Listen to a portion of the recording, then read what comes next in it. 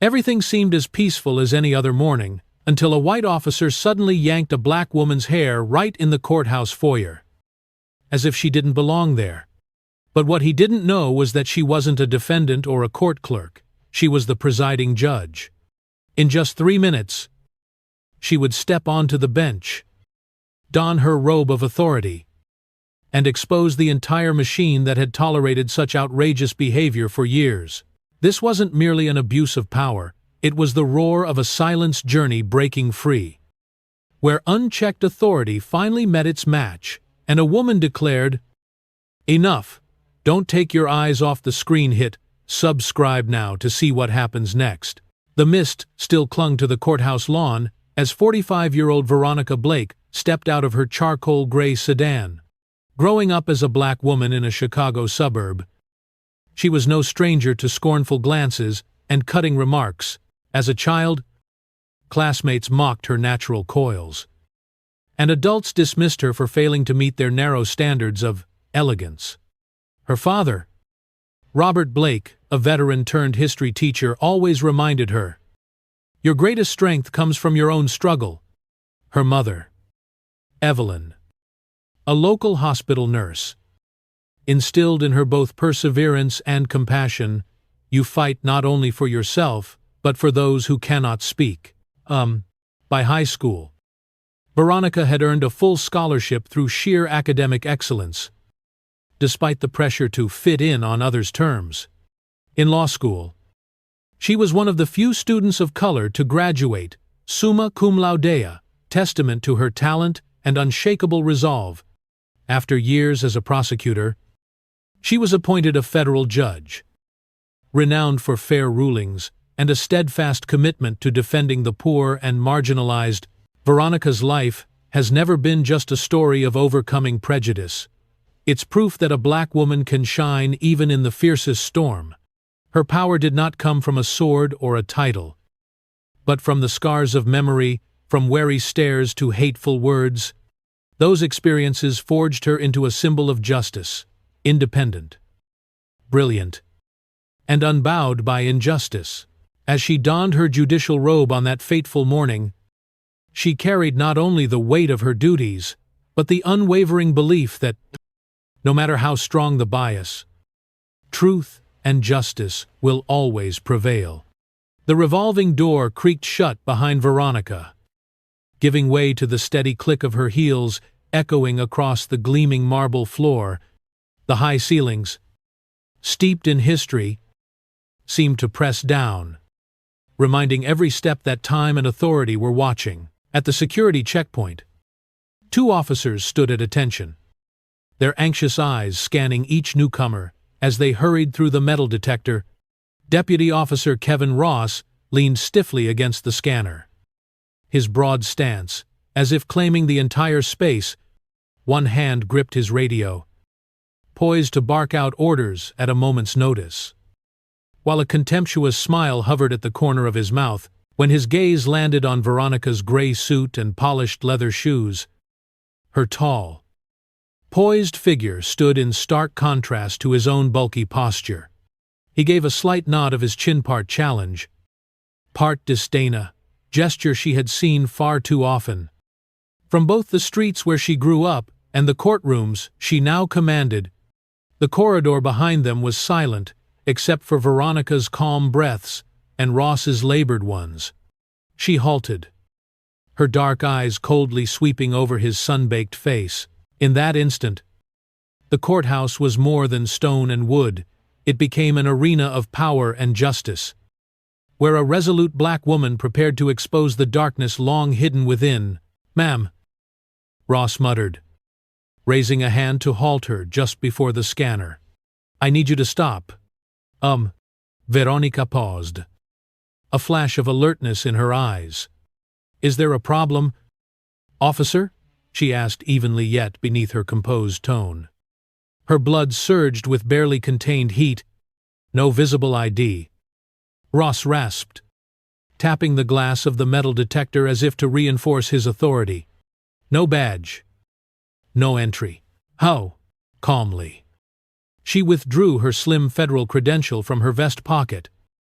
holding it between two fingertips with quiet pride. Under the harsh neon light, its metallic gleam caught every eye in the corridor. "Here you go," she said, voice unwavering. Ross didn't look. He tossed the badge into his uniform pocket as though it were trash. "In a hurry?" "Who?" "Sweetheart," he sneered, contempt dripping from each word. Veronica's heart pounded like a war drum. That badge wasn't just plastic and printed, was the emblem of her authority, the proof of her position, which he brazenly refused to acknowledge. Behind him, a rookie officer watched anxiously, fingers trembling on her holstered sidearm. She sensed something was wrong but felt trapped in her duty to follow orders. "Did you just call me sweetheart?" Veronica's lips curved in a sharp, mocking smile. Each syllable cut like a blade. "You dismiss me because of my skin? You think you have that right?" Ross lunged forward, voice cracking with barely contained anger. "I'm just following procedure. No ID. No entry." Your procedure is outright racism." Veronica snapped, fury illuminating her steady gaze. "You hide behind protocol while you trample the law. You fling my badge away like garbage, but this is not trash." Ross staggered back, lips quivering. The rookie straightened abruptly, stepping forward hesitantly. "Sir Ross, maybe we—" "Shut up!" Ross roared. His outburst only fanned Veronica's internal blaze. She inhaled deeply, lifted her chin, and declared with crystal clarity, "I will not be silent. Not this time." The corridor fell deathly quiet, matching the rhythm of her sharp breaths. Beads of cold sweat dotted her temples. But Veronica stood unbowed. This was only the overture to a fight for justice. "Then it's procedure random screening," Ross declared coldly, his rough hand seizing Veronica's arm. Their footsteps rang harshly through the white marble corridor, the fluorescent lights above only highlighting the courthouse's chill indifference. Ross dragged her through a side door into a small, windowless room, its beige walls so dull they seemed to suck the light from the single overhead lamp. "Sit down," he growled, as though craving an audience, his hand still gripping her wrist. Veronica posed, a flash of defiance in her eyes, then tilted her head and crossed her arms to steady herself. "This is unnecessary," she said, her voice low and resonant like distant thunder. Ross ignored her, stepping toward the lone metal chair at the room's center and pointing to it with a mocking curl of his lip. When Veronica hesitated, Ross's muscles tensed with barely concealed resentment. In one swift motion, he yanked her hair back, clenching handfuls of her natural curls to assert his authority. Veronica's head whipped backward, her neck arching forward, breath catching painfully in her chest.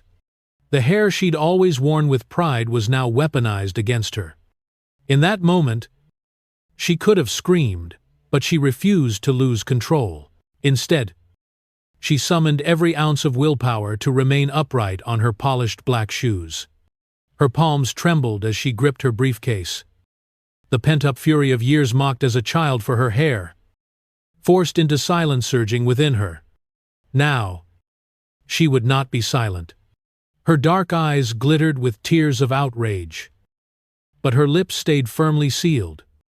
Halting Ross' next move mid-gesture, the little room fell utterly silent, save for their ragged breathing and the metallic scrape as Ross pulled the chair nearer. Yet Veronica saw the truth. This was no procedure or protocol. It was a cruel performance meant to strip away her dignity, and she silently vowed never to bow her head again. Ross let out a mocking laugh, his tone dripping with contempt like acid. "Your people are so sensitive." He flung her federal badge onto the metal table, the clatter sounding like shards of broken glass, then tipped his cap as if to usher her out. "Get out!" Veronica bent to retrieve the badge, brushing the loose strand of hair from her face, the yellow light pooling on the table reflected in her eyes still bright. but now colored with undeniable fury. She pivoted on her heel and strode from the cramped room with deliberate, heavy steps, as though stamping out the last ember of dignity Ross had trampled. The corridor greeted her with a chaotic symphony, heels clacking on polished stone, printers churning behind glass windows, and hushed voices drifting by like a restless breeze. In Veronica's mind, every sound slowed each step. Each ragged breath echoed the truth that she wasn't merely walking back toward the courtroom, but into a moment of reckoning. She could feel the tremor in her wrist and the sting where her hair had been yanked. Yet no colleague, no client, no passerby paused to witness what she had endured. There were no sympathetic glances, no questions of concern. Silence fell over the hall like a heavy velvet curtain, and that silence was the greatest crime of all. It allowed Ross to believe his actions carried no weight and let the courthouse continue hiding its abuses of power. Veronica moved on in quiet resolve. Her dignity would not be stolen. With every click of her heels as she left the security area, she vowed to turn silence into a voice for justice, and to make this system's indifference undeniable proof that a revolution was long overdue. The elevator doors slid shut, enclosing Veronica in the small space barely large enough for one person. She stared into the mirror, the harsh light reflecting a proud face that felt different. Somehow her eyes were no longer soft, but gleamed with steely resolve. The stray lock of hair, tugged free in that brutal pull, remained unpinned across her forehead like a badge of her struggle. As the elevator shuddered to a stop, she sensed her footsteps grow firmer than ever before.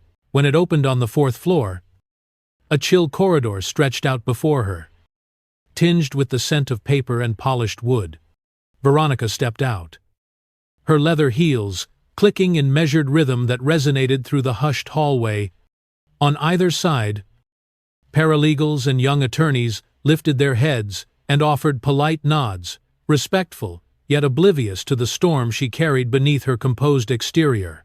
Each nod they gave marked the passage of an emblematic figure, a black woman not only bound to the law, but ready to turn an unjust system into undeniable evidence. She returned their greetings with a slight, steadfast nod of her own, embodying the calm confidence of a federal judge, unshaken by intimidation. 20 deliberate steps led her to her private chambers, each footfall echoing clearly against the marble floor, as though the entire courthouse watched. Every stride proclaimed, today she would not only preside over minor cases, she would confront the prejudice that had hindered hundreds of women before her. When her hand touched the wooden doorknob, the warmth of the polished surface offered a fleeting moment of peace, counterpoint to the fire burning within. Inside, her chambers revealed soaring bookshelves, a framed family photograph by the window, and her judicial vest neatly hung on its stand. Yet before entering, Veronica paused and drew in a slow, deep breath, capturing that pivotal instant between pain and purpose. She knew, in mere seconds, those doors would open, the gavel would fall, and history would begin its rewrite. Inside her private restroom, Veronica closed the door behind her, leaving only the sound of her footsteps against the cold tile. Before the mirror, she stared directly into her own eyeshadow, brows slightly swollen, her scalp still throbbing where her hair had been yanked. "Don't let them see this," she whispered, her voice low as an echo in a hollow space. Yet her dignity bled from every ache. Beyond the glass, Veronica realized that her anger was more than a reaction.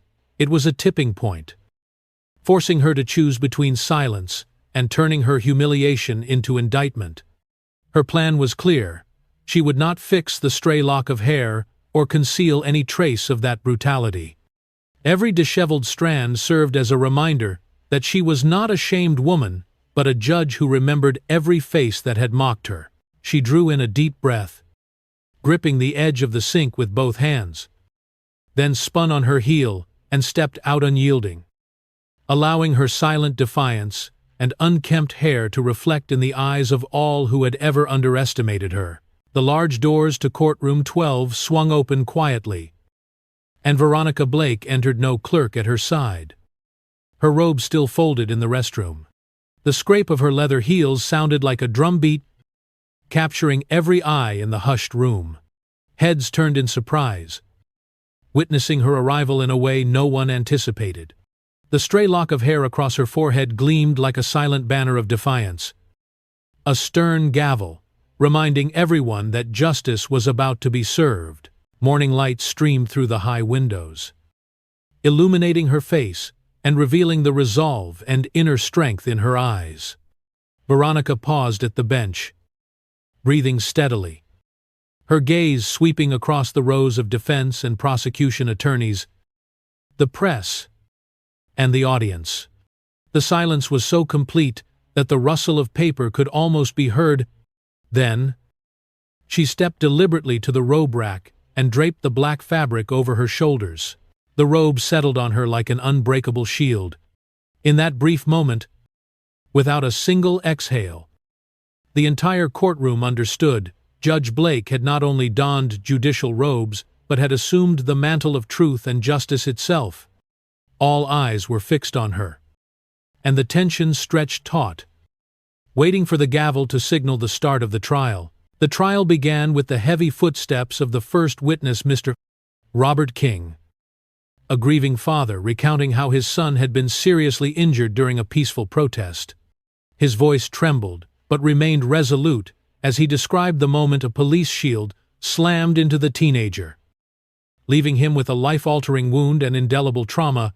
Judge Veronica Blake sat upright, her sharp gaze never wavering as she meticulously noted every detail, honoring the King family's pain with unshakable professionalism. When Mr. King finished his testimony in a hushed, emotion-laden silence, Veronica tapped her gavel once to affirm that his statement was on record. The courtroom seemed to hold its breath, waiting to see whether justice or indifference would follow. She then looked purposefully toward the side door where Deputy Officer Kevin Ross stood, his face ashen, rigid with dread. "Deputy Ross," she called, her tone measured yet absolute. "Please step forward and take the stand." Ross hesitated, then advanced in slow, reluctant steps as though each footfall brought him closer to an unspoken verdict. Veronica's voice rang out clearly. "Over the course of your 14-year tenure, you have been the subject of 9 formal complaints alleging excessive force, discrimination, and abuse of power, all of which were dismissed by Internal Affairs." Every eye in the room shifted to Ross, noting the sweat glistening on his brow and the way he gripped his uniform sleeve. Veronica continued. "Today, this court will launch an official investigation into your misconduct." Without another word, she tapped the gavel twice, issuing the order, "Deputy Ross, you are hereby remanded in custody, pending investigation. Please comply with the officers." The click of handcuffs snapping closed around Ross's wrists sounded like a tolling bell, signaling the start of a new chapter in this pursuit of justice. In that instant, the dignity he had stripped from others was restored to the victim and to the integrity of the court itself. The courtroom remained silent, the sharp echo of the gavel marking the end of one act and the beginning of a historic trial. Back in her private chambers, Veronica Blake locked the door and took a deep breath. On the cluttered desk lay nearly a decade's worth of hidden complaints, each letter, each form a testament to allegations of abuse of power, discrimination, and excessive force. Among them were documents bearing the signature of Judge Gregory Wexler, the mentor who once championed her as a court clerk, now revealed as the very person who buried evidence to protect the court's reputation. Veronica's heart tightened as she leafed through the thick files. Every case swept aside, every victim silenced by fear. She knew she could not remain a bystander. With decisive handwriting, she photocopied the entire dossier, and forwarded it to the Department of Justice's Office of Inspector General, demanding a full-scale investigation. But she did not stop there.